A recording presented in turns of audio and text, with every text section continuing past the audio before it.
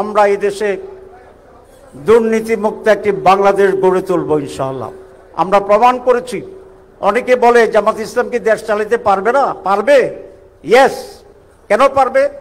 আমাদের দুইজন মন্ত্রী তো ছিল, তারা যেমনিভাবে দুর্নীতিমুক্ত ছিল তেমনিভাবে অত্যন্ত যোগ্যতার সাথে মন্ত্রণালয় চালাতে পারছে। তো দুইজন যদি পারে, আর 10 জন দিলে পারবে না কেন? 2, জামাত ইসলামী বাংলাদেশে একটি ওয়েলফেয়ার স্টেট করতে চায়, কল্যাণ ধর্মী একটি রাষ্ট্র করতে চায় এবং একটা হারমোনিয়াস সোসাইটি গড়ে তুলতে চায়, একটা education learning based environment culture তৈরি করতে চায়।